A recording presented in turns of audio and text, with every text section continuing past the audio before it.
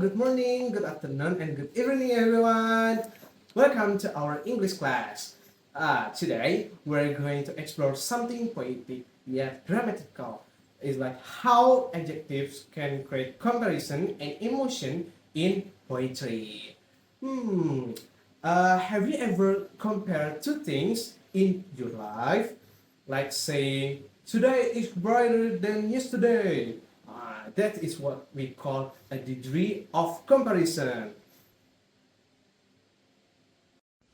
Alright, now look at this picture. If you can see, how would you describe it? Is it dark? Is it quiet? Or bright? Great! Let's write your words in the board.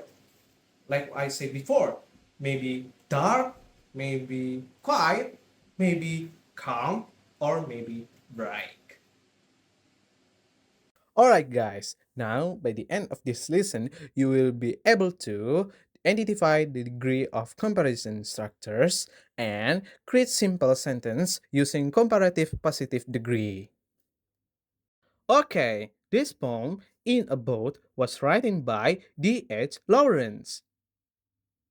Lawrence often explores nature, emotion, and human experience.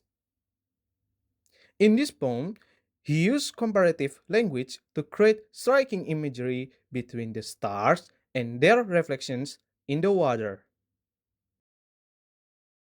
Okay, everyone, please pay attention and listen the poem In a Boat by D.H. Lawrence together.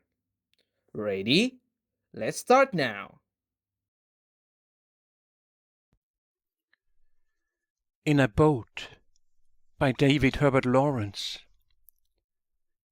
See the stars, love, in the water much clearer and brighter than those above us, and whiter, like nenuphars. Star shadows shine, love. How many stars in your bowl?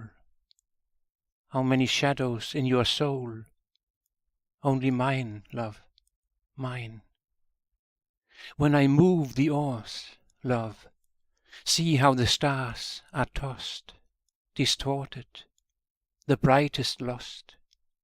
So that bright one of yours, love. The poor waters spill the stars, waters broken, forsaken. The heavens are not shaken, you say, love.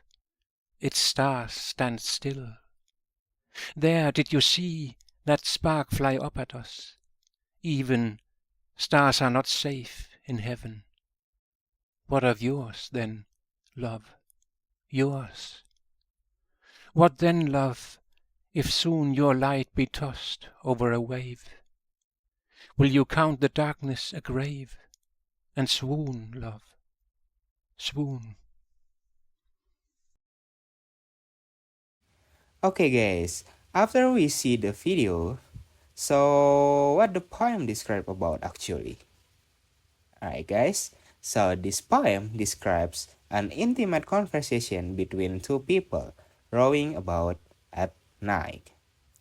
The stars reflected in the water become a metaphor for their feelings and of course, their relationship. So this poem first published in the collection Rhyming Poems in the early 90s. So it's kind of old, but not that old actually. So yeah, this keep imagery in mind as we look at how the poet used comparison to make the scene more beautiful.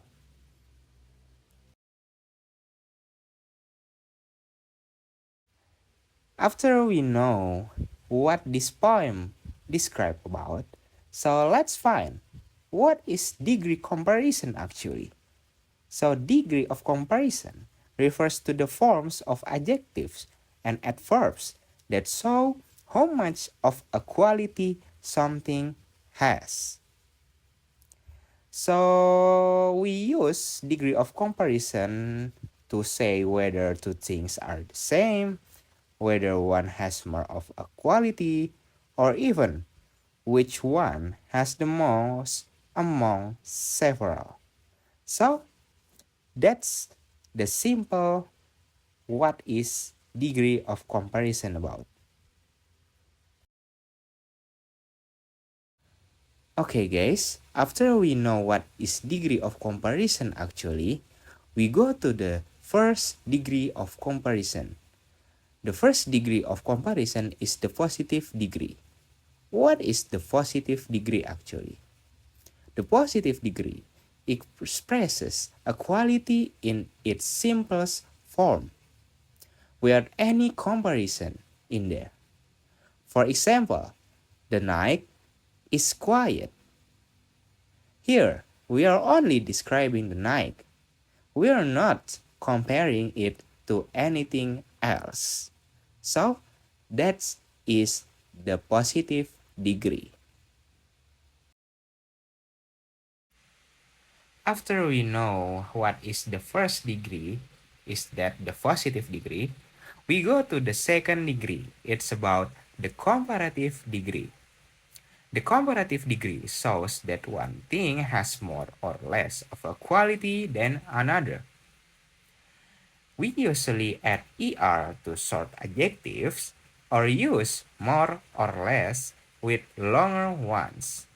For example, in the poem, in the first stanza, in the water much clearer and brighter than those above us and wider. So that is comparative degree. In another example, the night is quieter than the day. Notice the word than, right? It's signal that we are comparing two things. So that is comparative degree. Alright guys, so we in the last degree of comparison. It is the superlative degree. The superlative degree shows the most or least of a quality within a group of three or more. We use ESTs or the most or the least. For example, in the poem, in the third stanza, the brightest lasts. For another example, this is the quietest night of the week. Here, we're saying this night is the calmest compared to all other nights. So that is the superlative degree. Okay guys, so let's forming comparatives and superlatives. Comparatives often add er or use more or less. For the example, clear become clearer. Peaceful become more peaceful.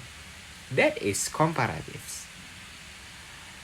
And the next is superlatives. Superlatives add est is or the most or the least.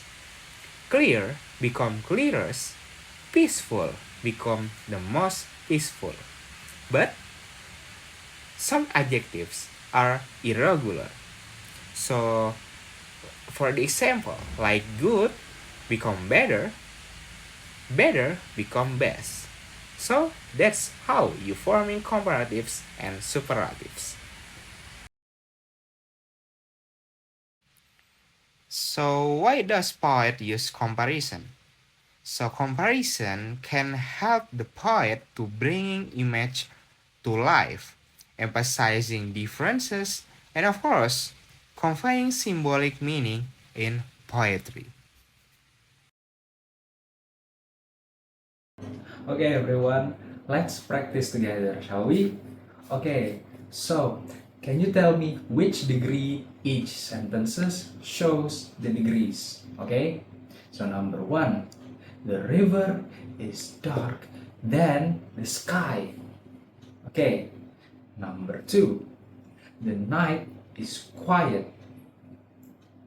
Number three, this is the quietest night of the week. Good. Did you found every answer on the sentences?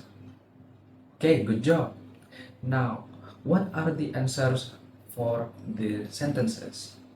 Okay, so for number 1, it uses comparative degree. For number 2, it uses positive degree. And for the last one, for number 3, it uses superlative degree. Okay, now everyone, so I would like everyone to write your own sentences using comparative, or you can use superlative degree. You may describe it with using nature or using schools. You might be using your own surroundings. Okay, I will make the example first. So this classroom is brighter than the hallway. Got it? Okay, I will come check it later. Okay, would anyone like to share their sentences? Okay, so do you guys notice how the adjectives helps create a clear image, right? Okay, so keep the sentence structure correct and descriptive. Okay, everyone, let's review what we have learned for today. So we know that positive degree shows a basic quality of a sentence, right?